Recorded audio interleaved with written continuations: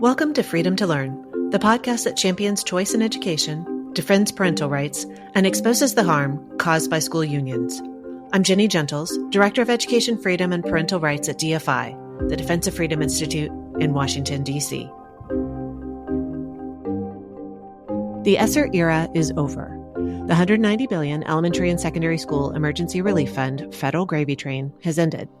Without ESSER funds to plug budget holes, school districts can no longer ignore the harsh reality of fiscal pressures and declining student enrollment that's being driven by plummeting birth rates. Dr. Marguerite Roza joins Freedom to Learn today to discuss how districts spent the ESSER funds and address the consequences of the K-12 system's financial dysfunction. Marguerite Roza is a research professor and director of the Edunomics Lab, a research center at Georgetown University focused on education finance policy and practice. She also leads the McCourt School of Public Policy's Certificate in Education Finance. Dr. Roza authored Educational Economics, Where Do School Funds Go?, and taught thermodynamics at the Naval Nuclear Power School while serving in the U.S. Navy. Stick around for the final segment of today's Freedom to Learn podcast. Special myth-busting guest Patrick Graff with the American Federation for Children addresses the claim that students attending residentially assigned public schools are harmed in areas with school choice programs. Dr. Marguerite Roza, welcome to Freedom to Learn. Happy to be here. There's a lot of talk about abolishing or reallocating the funds of the U.S. Department of Education in D.C. right now. Should schools be bracing for big cuts in federal funding? No. So I think people get confused. They think the Department of Ed is like the Department of Defense, and they're very different. So education is really run out of the states for the most part. And most of the money, like 90% of it or even more, generally comes from state and local sources. The federal slice is a small, we call it a two-bit player in public education compared to the Department of Defense. All of the money for the military comes from the federal government, and it's run centrally. But education is really mostly from the purview of state and local governments. And I would say that the big programs at the federal government are things like Title I and IDEA, and those are popular on both sides of the aisle. I don't think they'll disappear. They could be run out of a different agency. Both of them got their start before we had a Department of Ed, so they weren't contingent on the Department of Ed. So I think those programs will likely continue, or at least the funding lines would continue, even if in the relatively small chance there was an end to the Department of Ed. So we've been telling school districts, don't expect massive changes in your federal dollars. And just a reminder, most of your money doesn't come from the federal government. I'm sure they're finding that reassuring, even if, as you say, it is a small portion of their overall budget. It seems like the big K-12 issue that everyone should be discussing is not the fate of the U.S. Department of Education, but the fate of city school districts and the financial dysfunction that they're struggling with right now. So what's going on with big districts? They are in difficult financial times right now. Part of it is because the federal relief dollars that they got, ESSER, just ended. And those were always intended to be temporary monies, and large urban districts got more of them, even more of them per pupil than other districts got on a per pupil basis. And that's because money went through the Title I formula. The Title I formula prioritizes large districts, and they also have higher rates of poverty. So they got a lot of money. Now, many of them spend that money in ways that were not easy for them to dial back, even though they knew the money was one-time funds. So they gave out pay raises or things like that. That's hard for school districts to wind back down. And many of them, have contentious relationships with their local unions, and the local unions then push for committing to more staff. And so now they've got to kind of walk back these investments, and that tends to be harder for them. Many of them are also facing enrollment declines.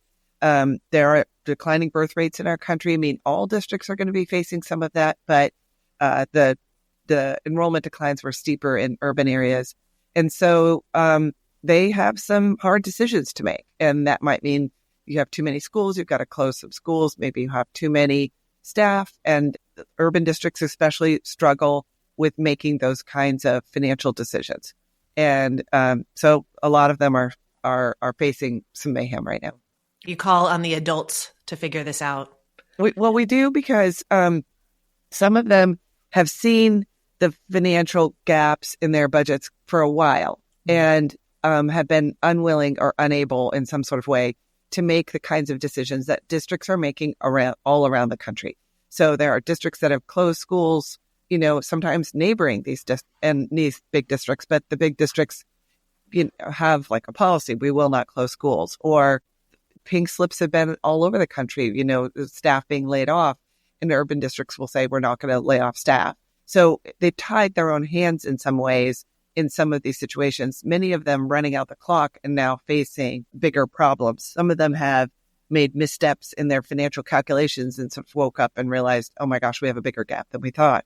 So yeah, I think at this point, school districts, their budgets are going to grow and contract. Their enrollments are going to grow and contract. And this is one of those times where they're contracting and they do need to step in and make some hard decisions on behalf of their budgets in order to preserve good schooling for their students. And their students are kind of counting on them to do that. Let's talk about a district that was perhaps heading the wrong direction as far as making wise decisions, and that's Chicago. There were some headlines talking about an attempted payday loan in order to pay the bills. What's happening in Chicago?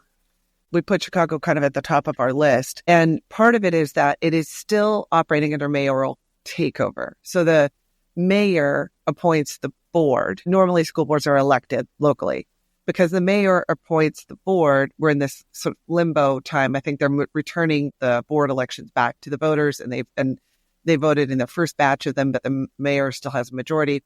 And then the board hires the superintendent. They have a capable, strong financial superintendent in there, and he is resistant to taking out a loan to balance the budget. But the union has made a lot of demands, and the mayor is instructing the district to give in on some of these demands for no layoffs and pay hikes and so on. And so the math just does not work out because Chicago is also a city that's seen enrollment declines across the last 5 to 8 years, and probably has way too many under-enrolled schools by any definition. And there's this pressure to not close schools. And really, there's no strategies left other than to demand more money. They've gone to the state. The state said no. So now the mayor has been instructing the district to take out a high-interest short-term loan, thinking that right around the corner, more cash is coming. And I think that is really dangerous because what we could end up with is a district that can't pay its bills, closes the doors before the end of the school year, leaves lots of kids in the lurch, mayhem with some staff getting, erratically laid off in not a thoughtful way. And all of this is because can't seem to right size. Right. So the adults need to figure this out. Adults need to figure this out. Okay, we're going to dig in more into ESSER for sure. But I want to go back to what you were talking about with the demographic cliff, or I've heard it called a birth dearth that school districts are facing. I have to tell you, they talk about the demographic cliff in higher education all the time. It's hitting higher ed in 2025. That is clear as can be. They've known for a long time it's coming. They've been talking about it. I wouldn't say that they're ready for it, but they know about it and they talk about it. I feel like I barely hear about it in K-12 education, and it's already hit. Birth rates started declining after 2008, right? So first, I feel like when we talk about Chicago, I should also point out there are school districts all around the country who are making thoughtful decisions, who did take their federal relief funds and think ahead and warn some staff, your position is temporary, thank you for coming, or do one-time pay bonuses when there was inflation or scarcity of staff. So it's not the case that all districts are operating in this financial dysfunction. But it is more common in these urban districts, and all around the country there are locally elected board members and superintendents that are buckling down, making hard decisions, and offering stable schooling for their kids. And they don't make the headlines. Yeah, they don't make the headlines, and it's hard work, Yeah. And so, congrats to them. So the enrollment declines, I do think, have caught K-12 by surprise, even though, like you said, you could see these patterns in birth rates for sure. For many of them, the pandemic was a step change in enrollment, right? So families switched to homeschooling, moved out of cities. They dropped out of school, went to private schools, went to charter schools, whatever it was. But all the while, enrollment was sort of slightly drifting down, like 0.5% a year. But suddenly, some of these places lost 5%, 8%, even 10% of their enrollment, and thought maybe it's all going to bounce back. But what was really underneath it all was the slow decline. Obviously, populations move around. So universities capture students from a much larger geographic area generally than, say, a regional school district does. And you can open a new business and people can move in, and suddenly you can see enrollment go up. Or your community can be a destination for immigrant families, and suddenly enrollment goes up. So they weren't probably tracking this as carefully. But the birth rates are down, and it's not sort of a wave where it goes down and up and down and up. Mm-hmm. It's really the case that in modern industrialized nations are seeing a decline in birth rates. I blame the young people. Get off your phone and have more kids. But either way, they're not. And you can very much see it in kindergarten, first grade, second grade enrollments. That's where most of that decline is. And it's going to continue. And that does mean that the United States has too many schools, sort of any way you add it up, for the population that's coming toward it. And closing schools is, of course, really hard, but school districts have grown and shrunk for decades, right? We saw population decline in the Rust Belt. School districts had to shrink. They had to close some schools. You saw movement into the cities, out of the cities, back into the cities over the years. And so being nimble and changing the shape of your school district for the population that you serve is something we should expect school districts to be able to do. But many of them have been caught off guard this time. Right. We as Gen X were part of a birth dearth of sorts, post-baby boom generation. So I'm sure districts contracted back when our generation was coming along. But I guess there isn't an institutional memory on how to do that. And perhaps there's a sense of somebody's going to come to the rescue. After Gen X became the millennials, like another baby boom. Mm-hmm. And so they thought, hey, if we just hold on to these under-enrolled schools, we're going to need them again. But that's not the pattern we're seeing this time. If you look at, some of our peer nations across Europe and Japan and so on, what you really see is a much, much, much steeper decline in birth rates that doesn't look cyclical. It really looks like a change in advanced nations having children. And so I'm not sure that if we wait 5 years, it'll start to turn itself around. Are people listening to you when you say this? So let's remember, school board members are locally elected people. They haven't studied public education for their lifetime and then ended up in this. And some of them, their neighbor pulled their kids out of public school during the pandemic. And so when they saw enrollment declines, they said, what we need to do? We need to get everybody to come back. And not realizing that the underlying issue is a decline in birth rates.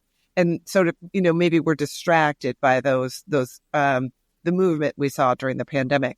And so they said, we need to do a campaign. We need to get kids to come back. And we saw that in city after city after city. And that ends up burning up a bunch of time and ends up being distracting for leaders. Rural districts have seen a decline in populations that's been longer, and they have been reacting. So some of them start. I remember there was an article in Edweek maybe 8 years ago about a district that was trying to recruit population from nearby districts, and then sort of realized they couldn't do that. And that this idea that you can go out and find students to populate your schools, it's not practical. And in most rural districts, they're making accommodations over time to serve their now smaller population.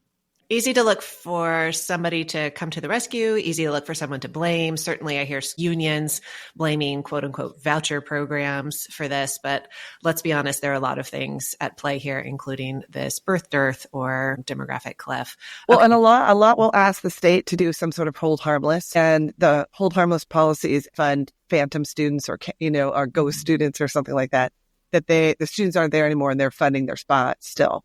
And most states over time realize that that's sending a signal that you don't have to be nimble and adjust to your population. Right. And that what it ends up doing is being really inequitable, that you're funding a lot of districts that don't have kids anymore and they don't have the money for the ones that do have kids. So we always say beware of the hold harmless policies. Let's jump back to federal education funding, the elementary and secondary school emergency relief funding, 190 billion or so in supplemental emergency funding that went out to states and school districts in response to the COVID era. You've been looking at ESSER all along and have reached some conclusions, including that there's no simple spending recipe. What do you mean when you're looking at ESSER and that's what you're concluding? The mantra of the last 10 years has been, we know what works. If you give us the money, we can invest it and we will get these outcomes for kids. Mm-hmm. And it's not that simple. And it's really not. Even when we examine the data and we say, let's examine the school districts that did tutoring versus the ones that did other things, we don't find districts that spent their money on tutoring saw disproportionately more progress than their peers. Some did, some didn't, right? So it's not if you invest in X, you are guaranteed some sort of outcome on the other side. And that's not surprising. School districts are very human-intensive businesses or operations, and the humans matter a lot. And so you can fund a counselor in one school and it can have a really big effect. And you can fund a counselor in another school with similar students and not see any value really at all. It's always been more complicated than that. What we have seen for the last, certainly during ESSER, was that our country kind of took our foot off the outcomes pedal. We didn't think as much about reading scores and math scores. And certainly the ESSER money went out without any sort of ask in return in scores. And we didn't prioritize scores. We didn't focus that much on it. And what we found was actually that the states that seemed more focused on getting student outcomes did see more student outcomes than the states that didn't mention it at all. And I'm roughly explaining what we guess is why we see such big differences across states in progress from those ESSER dollars. So I think it's not, we can't drill down and say it's because this one spent it on X and this one spent it on Y, but we can say is that focusing on student outcomes and being, measuring the data and being clear-eyed about where we are seems to be one pathway to deliver better outcomes. So again, it's that, what are we doing on the accountability side of that? Well, you've said ESSER funds came in the form of a blank check. Did that surprise you at the time? So let's remind everybody that ESSER came out in 3 batches. A small batch in the CARES Act, March of 2020, another batch at the end of that year, and then the big one in the ARP funding bill in March of 2021. That was the big one that the Biden administration likes to take credit for. But again, it was three batches, and all of them essentially a blank check. Although by the time ARP rolled around, they were saying set aside 20% of the funds to address learning loss, right? At that point, they were like, oh, wait, oops. We probably should have given some instructions to prioritize what really matters. And that's going to be the student outcomes. Did that make a difference?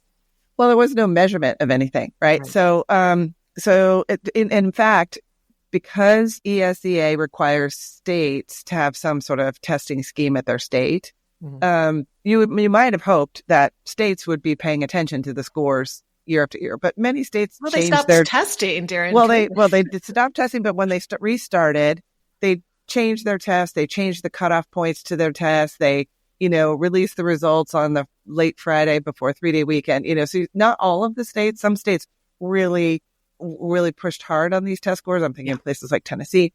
And so if we had maybe pushed out that ESSER and said, hey, by the way, we're going to do NAEP every year now. We really want to see some progress on NAEP. So make sure you get it done. And we're going to be looking at these dollars against some sort of outcome measure.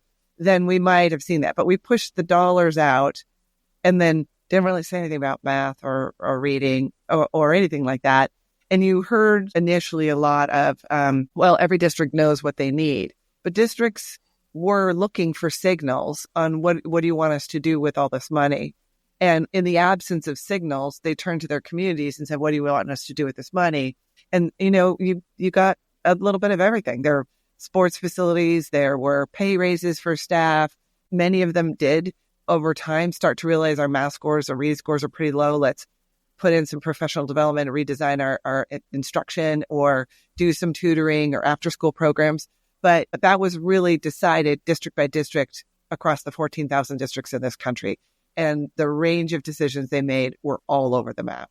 The level of progress we got for students is all over the map. Some got some progress.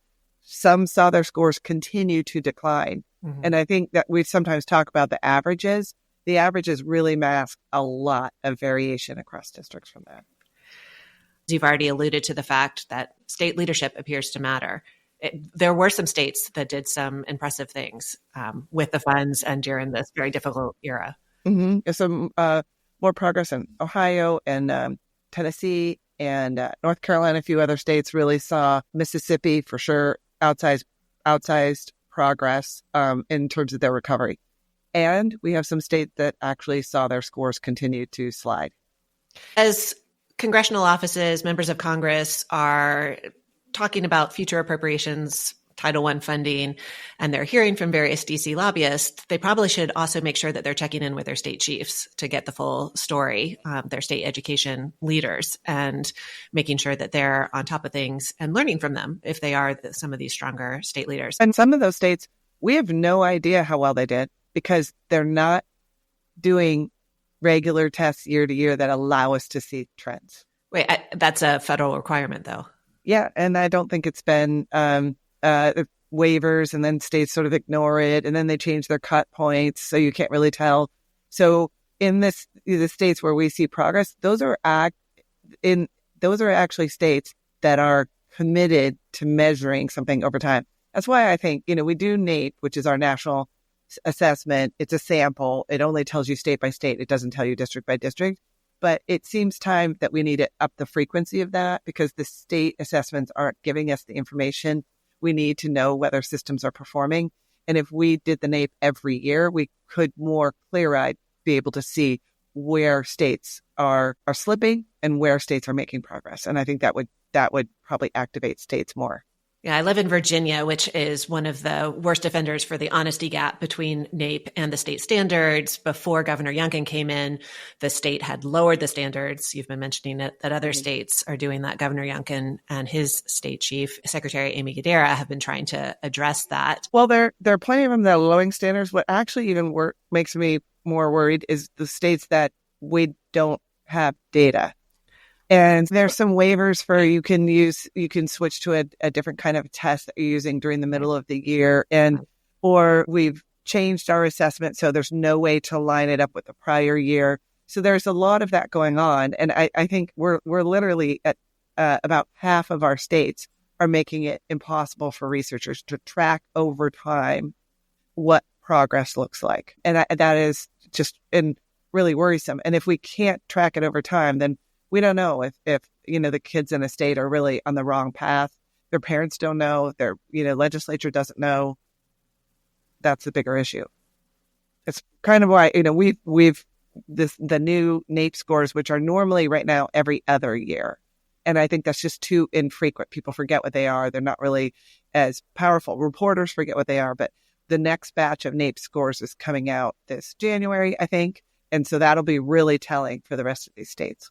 Marguerite, thank you so much for your commitment to transparency and accountability and ensuring that students truly benefit from education funding. And thank you for joining Freedom to Learn.